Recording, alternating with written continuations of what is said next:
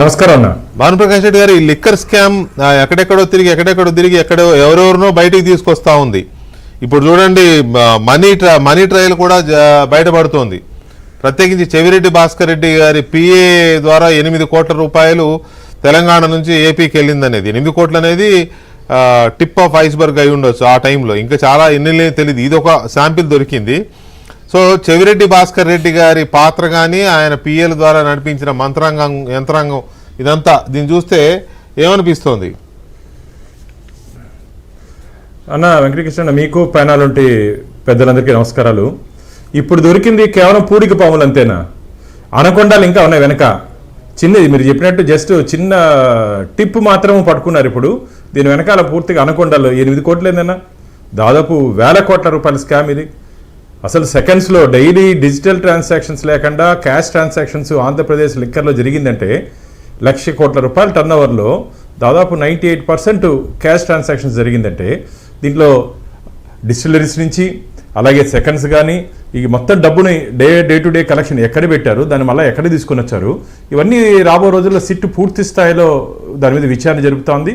కాబట్టి రాబో రోజుల్లో ఈ ప్రకంపనలు తాడేపల్లి ప్యాలెస్ తగులుతాయిపోయి ఎక్కడి నుంచి సర్క్యులేట్ చేశారు, ఎవరి కోసం సర్క్యులేట్ చేశారు, ఆ సర్కిల్లో ఎంతమంది ఉన్నారు, ఎవరెవరికి చేరింది ఈ 100 కోట్ల రూపాయలు.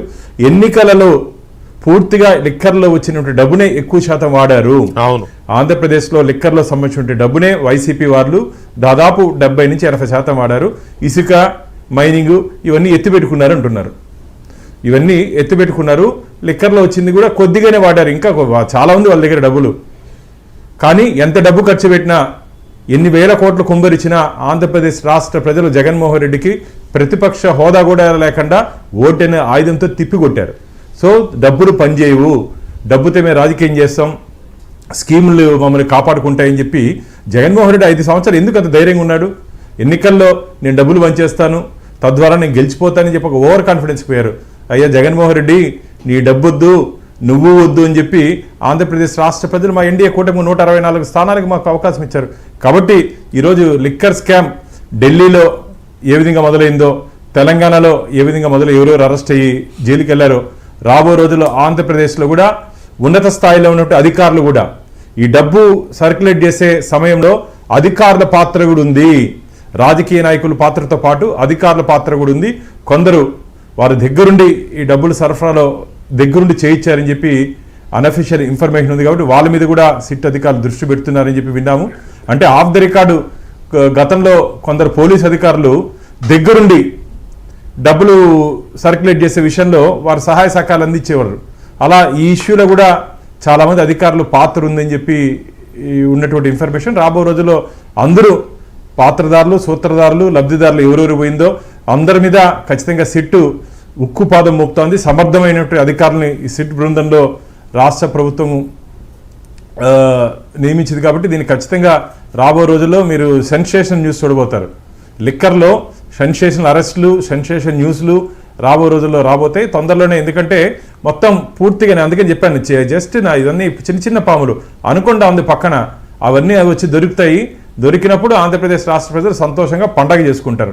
అయితే ఇక్కడ ఈ లిక్కర్ స్కామ్ కు సంబంధించి సిట్ సరే దర్యాప్తు చేస్తోంది, కొంచెం వేగవంతంగానే వెళ్తోంది. కాకపోతే వైసీపీ కానీ, వైసీపీ నాయకులు కానీ, లేకపోతే వీళ్ళు కానీ ఏమీ లేదు, అందులో ఏమీ లేకపోయినా కూడా అనవసరమైన హైప్ ఇస్తూ దాన్ని ఏదో చేయాలని చూస్తున్నారు, తప్పుడు సాక్ష్యాలు చెప్పించాలని చూస్తున్నారు, నా మీద కేసు పెట్టడానికి, నన్ను అరెస్ట్ చేయడానికో లేకపోతే ఇంకో దాంతోనో తప్పుడు సాక్ష్యాలు సృష్టిస్తున్నారని జగన్మోహన్ రెడ్డి స్వయంగా మాట్లాడిన ఇది ఉంది. సో ఈ పరిస్థితుల్లో ప్రభుత్వం కానీ, సిట్ కానీ అరెస్టులు చేస్తూ ఒక్కొక్కరిని విచారణ చేసుకుంటూ, ఇవాళ కూడా ఇందాక కూడా చెవిరెడ్డి భాస్కర్ రెడ్డిని ఏసీబీ కోర్టు 3 రోజుల పోలీస్ కస్టడీకి ఇచ్చింది విచారణ నిమిత్తం. ఆయనేమో లోపలికి వెళ్తూ బయటకు వస్తూ గట్టిగానే అరుస్తున్నాడు మీడియా కనపడితే, ఇదంతా కుట్ర అని. సో ఈ పరిస్థితుల్లో ఇది ఎలా ముందుకు తీసుకెళ్తారు? తీసుకుంటాను ఒక్క నిమిషం. ఏమీ లేని దాన్ని వీరైనా స్వతంత్ర పోరాటంలో పాల్గొన్నారా? పోయేటప్పుడు వచ్చేటప్పుడు ఆర్తనాదాలు, స్లోగన్స్ ఇచ్చేదానికి.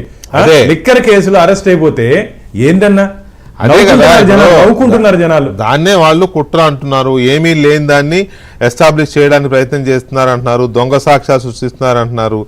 చివరికి అదేం టెస్ట్ అది నార్కో అనాలిసిస్ టెస్ట్ చేస్తారు అని అంటే ఏమీ లేనప్పుడే అలాంటి వాటిని పెట్టి సాగదీస్తారని చెప్పి అది కూడా దాన్ని కూడా తప్పు పడుతున్నారు. అదేదో ఇన్వెస్టిగేషన్ పాత్ర కానట్టు. సో వీటి మీద మనతో సాగర్ కూడా జాయిన్ అయ్యారు, టీడీపీ